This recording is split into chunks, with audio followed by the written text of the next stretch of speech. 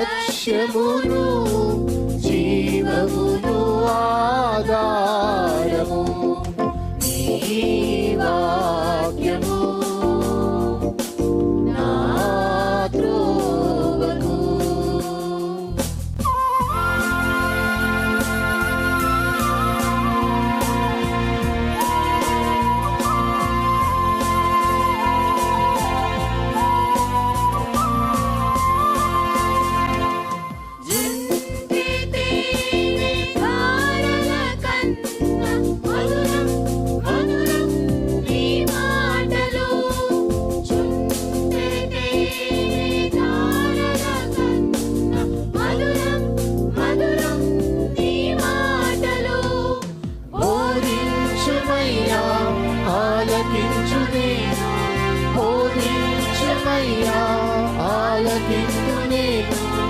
అనుసరింతునయ్యా ఆత్మశక్తితో, అనుసరింతునయ్యా.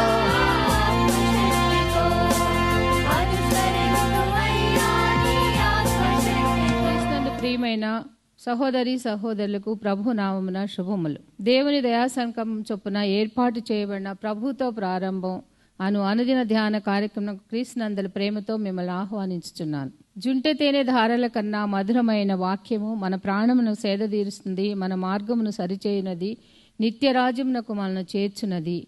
దేవుని వాక్యము అటువంటి జీవార్థమైనటువంటి వాక్య ధ్యానం ద్వారా మన దినమును ప్రారంభించుట ఆశీర్వాదకరం.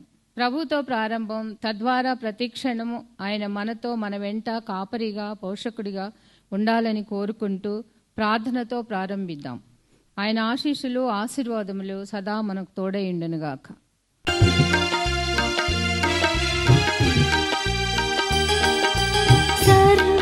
సర్వశక్తుని స్తోత్రగానము సల్పరే జగమెల్లను.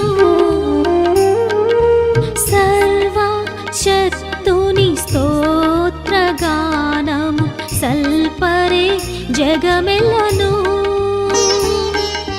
నిర్వహించును దాసకారము నిత్యమెదరాజిల్లను. సర్వశక్తుని స్తోత్రగానము సల్పరే జగమెల్లను.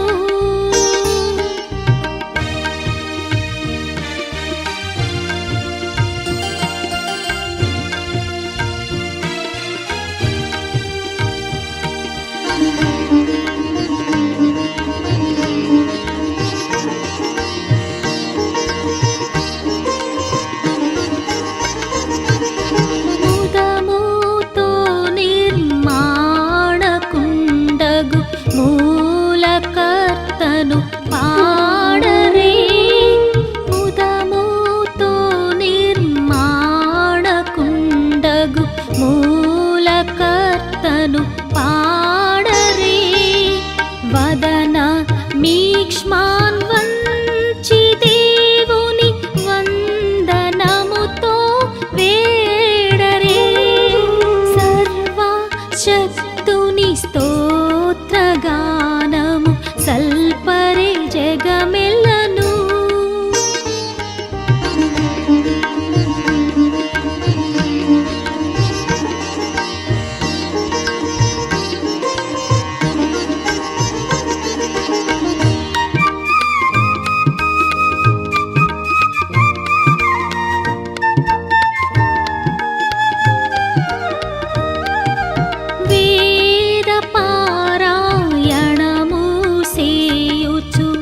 విశ్వమంత జయింపరే. వేద పారాయణము సేయుచు విశ్వమంత జయింపరే. సాదరముగా దేవునిక మీ స్వాంతమున పూజింపరే. సర్వశక్తుని స్తోత్రగానము సల్పరే జగమెల్లను. క్రీస్తునందు ప్రియమైన దేవుని సంగమా, మరొక నూతన దినమును దేవుడు మనకు అనుగ్రహించాడు. నూతన వారంలో ప్రవేశించాం. దేవుని వాక్యాన్ని ధ్యానం చేస్తుండగా దేవుడు ఆ వాక్యపు నేపథ్యంలో మన జీవితాలకు అవసరమైన ఆధ్యాత్మికతను అనుగ్రహిస్తున్నాడు, సూచనలిస్తున్నాడు, హెచ్చరికలు ఇస్తున్నాడు, అలాగే మనల్ని ప్రోత్సహిస్తున్నాడు, సరైన మార్గంలోనికి నడిపిస్తున్నాడు. అందుకే ప్రభుతో ప్రారంభం, అనుదిన ధ్యానం ఆత్మకు క్షేమం. ఈ అనుదిన ధ్యానం మన జీవిత అనుభవాలకు ఒక శ్రేష్టమైన, శ్రేయస్కరమైన, ఆశీర్వాదకరమైన అవకాశాలు అనుగ్రహిస్తాయి. రండి ప్రభుతో ప్రారంభిద్దాం. దినమంతయు ఆ ప్రభు మనకు తోడుగా ఉండాలని కోరుకుందాం. ఆయన వెంట ఉండగా క్షేమకరమైన జీవిత ప్రయాణాన్ని కొనసాగింపచేద్దాం. ప్రార్థించేద్దాం.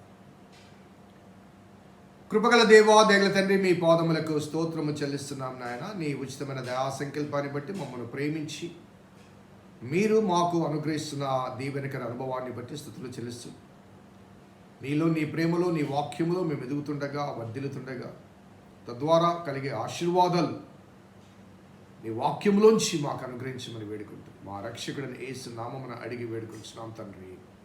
ఆమేన్. 16వ కీర్తన 7వ వచనంలోని 2వ భాగం.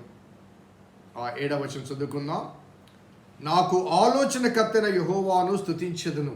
నిన్నటి దినము అనగా శనివారం నాడు ఈ వాక్య భాగాన్ని మనం ధ్యానం చేశాం. దాని కొనసాగింపుగా, రాత్రి గడియలలో నా అంతరింద్రియము నాకు బోధించుచున్నది. రాత్రి గడియలలో నా అంతరింద్రియము నాకు బోధించుచు ఉన్నది. రాత్రి అనే మాట. సో రాత్రి అనేది చీకటికి సాదృశ్యం. చీకటికి సాదృశ్యం. ఆ చీకటి పాపానికి సాదృశ్యం. సో ఈ కీర్తన యేసుక్రీస్తు వారు చేసిన రక్షణ కార్యానికి మరి ప్రవచనాత్మకంగా చెప్పబడ్డ ఒక మర్మము అన్న వాస్తవాన్ని జ్ఞాపకం చేసుకుంటూ, సో యేసుక్రీస్తు వారి జీవితంలో అది చీకటి గడియ. చీకటి గడియ అనగా సమస్త మానవాళి పాపపు భారాన్ని, ఆ పాపపు భయంకరత్వాన్ని మొట్టమొదటిగా స్వాగతిస్తున్న అనుభవం. రక్షణ పాత్రను శిష్యులకిచ్చి ఇది క్రొత్త నిబంధన అని చెబుతూ, అలాగే పాప సంబంధమైన పాత్రను తాను స్వీకరించాడు. తండ్రి, నీ చిత్తమైతే ఈ పాత్ర, ఎందుకంటే పాపం ఎరుగని ఆయనను దేవుడు పాపముగా చేసినట్టు కొరింథీ పత్రికలు. పాపం ఎరుగని ఆ వాక్య భాగాన్ని ఒకసారి చూపిస్తాను మీకు. కొరింథీలకు రాసిన 2వ పత్రిక 5వ అధ్యాయం చివరి వచనం, 20వ వచనం. కావున దేవుడు మా ద్వారా వేడుకున్నట్లు మేము క్రీస్తుకు రాయబారులమై దేవునితో సమాధాన పడుడని క్రీస్తు పక్షముగా మిమ్మల్ని బతిమలాడుకుంటున్నాం. ఎందుకనగా మనము ఆయన యందు దేవుని నీతి అగునట్లు, అవునట్లుగా పాపం ఎరుగని ఆయనను మన కోసం పాపముగా చేసెను. మనము ఆయన యందు నీతి అగునట్లుగా, నీతి అంటే హ్యావింగ్ రైట్ రిలేషన్షిప్, డికైయోసునే అనే మాట యొక్క అర్థం ఏంటంటే దేవునితో సత్సంబంధం కలిగి ఉండడానికి. ఆదాము కోల్పోయిన ఆ సంబంధాన్ని తిరిగి పునరుద్ధరింప చేయడానికి, దేవునితో సంబంధపరచడానికి, ఆ పై భాగంలో దేవునితో సమాధానపరచడానికి.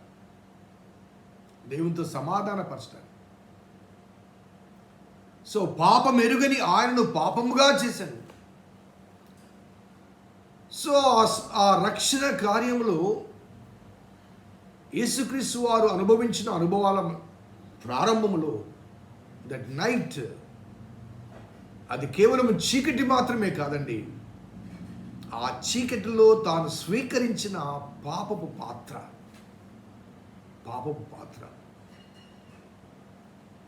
సో మొట్టమొదటిసారికి పాపం ఎరుగని ఆయన పాపముగా చేయబడ్డాం. వెలుగైన దేవుడు చీకటిని అనుభవించడం ఎటువంటి భయంకరత్వమో ఒకసారి ఆలోచన. ఆయనలో చీకటి లేశమాత్రం లేదు. ఆయన ఉన్న చోట చీకటి అయినా చీకటి కాకపోతుంది. ఆ నిత్యరాజ్యంలో, పరలోక రాజ్యంలో ఆ నిత్యత్వంలో ప్రవేశించినప్పుడు అక్కడ సూర్యుడు అక్కడ లేదు అంటాడు. అక్కడ సూర్యుడు అక్కడ లేదు, సూర్యుడు ఉండడు అక్కడ. ఎందుకంటే ఆయనే సూర్యుడు, ఆయనే వెలుగు. రాత్రి ఉండదు అక్కడ, చీకటి ఉండదు. అటువంటి ఆ వెలుగు ప్రపంచాధినేత, ఆ వెలుగైన దేవుడు చరిత్రలో మొదటిసారిగా చీకటిని స్వాగతించడం, ఆ చీకటి క్రియలకు, చీకటి కార్యానికి తను తాను సమర్పించుకోవడం, నిజంగా అది ఒక చారిత్రాత్మక సంఘటన. దావీదు చెప్పిన మర్మము దావీదు కుమారుడైన యేసుక్రీస్తులో నెరవేర్చబడిన ఒక ఆధ్యాత్మిక సంఘటన. So it was a dark hour in the life of the redeemer. విమోచకుని యొక్క జీవితంలో అది చీకటి గడియ. ఆ రాత్రి వేళ ఆ రాను వారు వచ్చి యేసుప్రభువు వారిని పట్టుకున్నప్పుడు వారందరూ తీసుకుని వెళ్ళి ప్రధాన యాజకుని మందిరానికి తీసుకుని వస్తారు. ఆ ప్రధాన యాజకుని మందిరంలో ఆ రాత్రి వేళ సన్హెడ్రిన్ సభ కూడుతుంది. యాక్చువల్గా Sanhedrin Sabha 6 to 6, morning 6 to evening 6 లోపల పూర్తి కావాలి.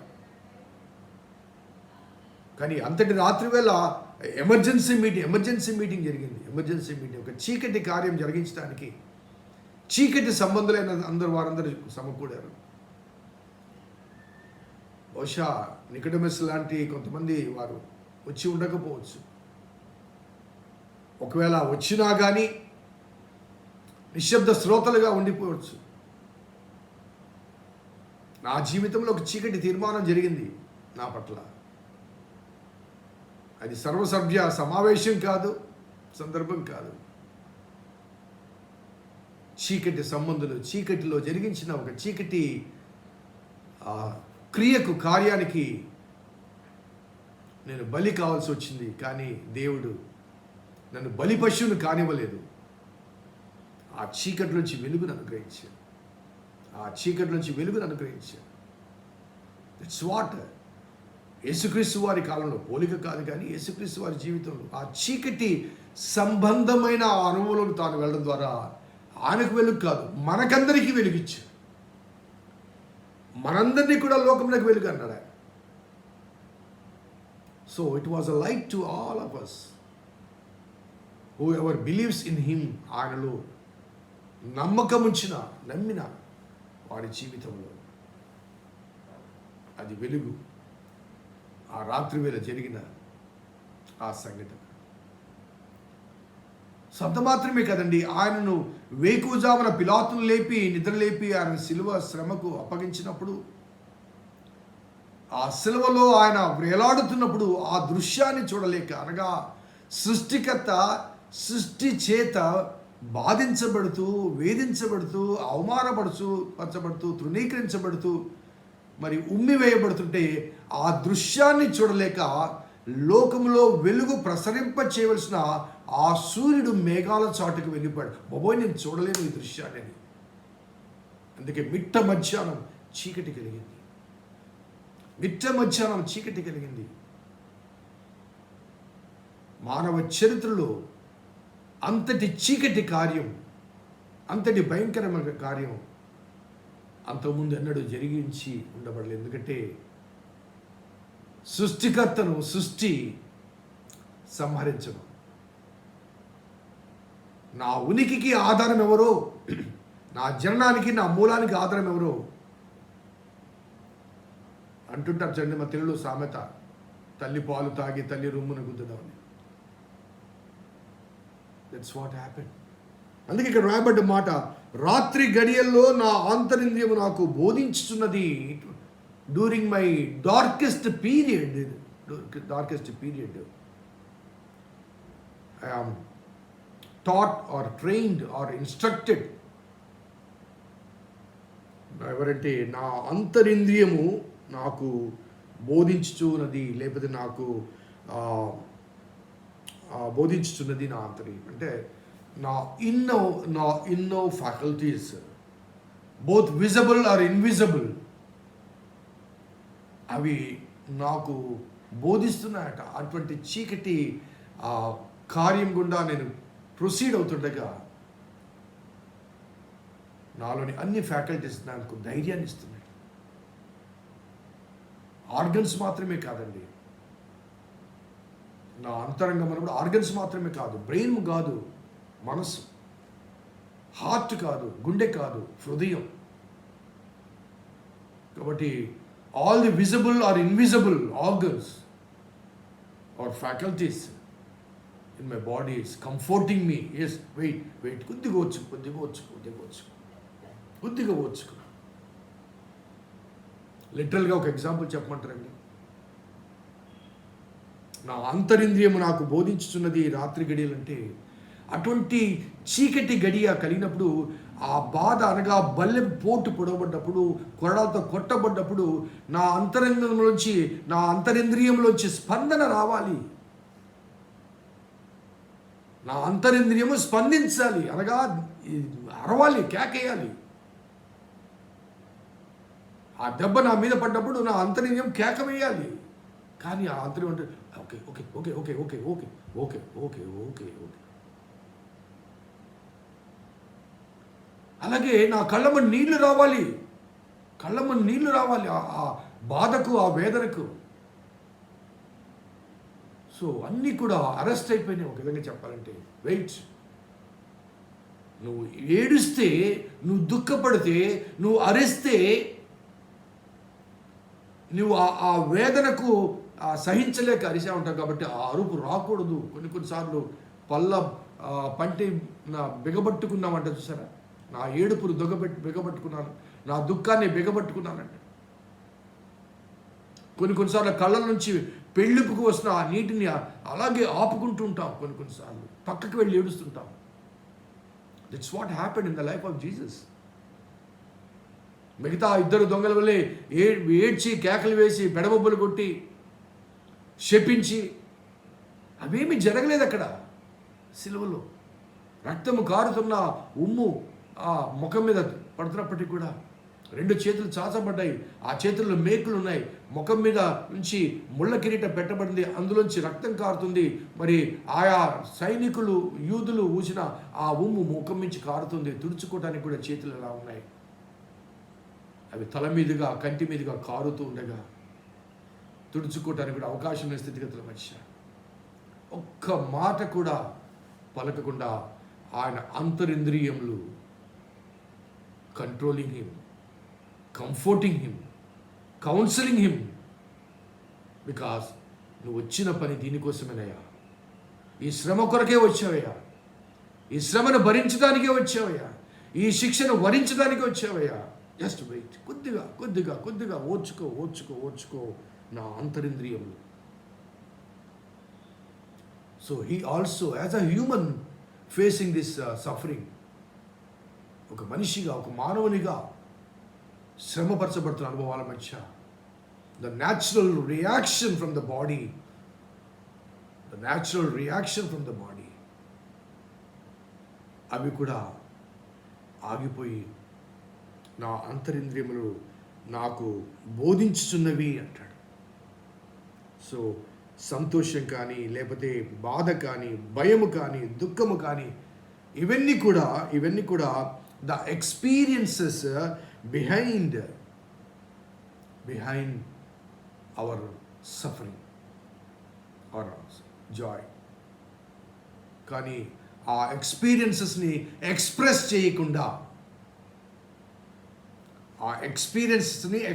చేయకుండా, కంట్రోల్ చేసుకోవడం అనేది. So inner faculties are controlling all the emotions when the savior of the world is facing the suffering to save the world. ఈ ప్రపంచాన్ని రక్షించడానికి రక్షకుడిగా వచ్చిన ఆ విమోచకుడు ఆ శ్రమ పరచబడుతున్న అనుభవాల మధ్య, శ్రమను భరిస్తున్నప్పుడు వేదన వ్యక్తపరచకుండా లోపల ఉన్నటువంటి అంతరింద్రియములు కంట్రోల్లో ఉన్నాయి. వాట్ ఎ బ్యూటిఫుల్ ఎక్స్పీరియన్స్ అండి, వాట్ ఎ బ్యూటిఫుల్ ఎక్స్పీరియన్స్. గాఢాంధకారపు లోయలు అంటాడు 23వ కీర్తన కదండి. గాఢాంధకారపు లోయలో నేను సంచరించిన ఏ అపాయమునకు భయపడను, నీవు నాకు తోడై ఉంటావు. సో శిలువ కార్యములో ఒక వాస్తవం ఏంటంటే, దావీదు అనుభవంలో యెహోవా నా కాపరి, నాకు లేమి కలగదు, గాఢాంధకారపు అనుభవాల మధ్య, అది ఇంగ్లీష్ భాషలో though I walk to the valley of the shadow of death, మరణపు నీడ కలిగిన లోయ గుండా నేను ప్రయాణం చేసిన నేను భయపడను అంటాడు. ఎందుకంటే నీవు నాకు తోడుగా ఉన్నావు. బట్ ఎట్ ద క్రాస్ దావీదునకు తోడుగా ఉన్నాడన్న ఆ అభయం దావీదుకు ఉంది. కానీ దావీదు కుమారుడైన యేసుక్రీస్తు వారికి దేవుడు ఆ క్షణం ముందు చేయి విడిచాడు. దేవా నా చేయి ఎందుకు విడిచావు? ఒకసారి కంపేర్ చేయండి. గాఢాంధకారపు లోయలో నేను సంచరించిన ఏ అపాయమునకు భయపడను, నీవు నాకు తోడుగా, అనగా నువ్వు తోడుగా ఉన్నా కూడా నేను భయపడను అంటాడు అక్కడ. కానీ దావీదు కుమారుడైన దేవుని కుమారుడు ఏమంటున్నాడంటే, ఆ క్షణంలో దేవుడు కూడా తోడుగా లేడండి. ఆ క్షణంలో దేవుడు కూడా తోడుగా లేడు. ఎందుకంటే దేవుడు తోడుగా ఉంటే వాళ్ళు దేవుని కుమారుని సంహరించలేరు. దేవుడు తోడుగా ఉంటే దేవుని కుమారుని మీద వారు గాయపరచలేరు, ఉమ్మివేయలేరు. సో అది ఆయన అనుభవం. సో రాత్రి గడియల్లో నా అంతరింద్రియము నాకు బోధించుచున్నది. ఒక్క మాటలు చెప్పాల్సి వస్తే, చుట్టూ గాఢాంధకారము, పాపము భయంకరత్వము, చరిత్రలో మానవుడు చేసిన ఘోరమైన పాపక్రియ జరుగుతుండగా అంతరింద్రియాల్లో ఒక రకమైన వెలుగుంది. చుట్టూ చీకటి, కానీ లోపల వెలుగుంది. ఆ రక్షణ కార్యం జరిగిస్తున్నాను, ఆ రక్షణ కార్యం కొరకు ఇవన్నీ సహించాలి అన్న ఆ భావన లోపల ఆల్ ఎమోషన్స్ని సప్రెస్ చేస్తూ ఆ క్రీస్తు వారికి సపోర్ట్ చేస్తున్నట్టుగా మనం జ్ఞాపకం చేసుకోవచ్చు. What a beautiful song from the writings of David. మరలా చెప్తాను, ఆయన కాలంలో అది మర్మము, మన కాలంలో అది జరిగిన వాస్తవం. మరి ఆయన కన్నా అధికంగా మనలో విశ్వాసం ఉండాలి. ఎంతవరకు మనం విశ్వాసులుగా కొనసాగుతున్నామో వ్యక్తిగత పరిశీలన చేసుకోవాలి. ప్రార్థన చేద్దాం. కృపగల దేవా, దయల తండ్రి, మీ పాదములకు స్తోత్రము చెల్లిస్తున్నాం నాయన.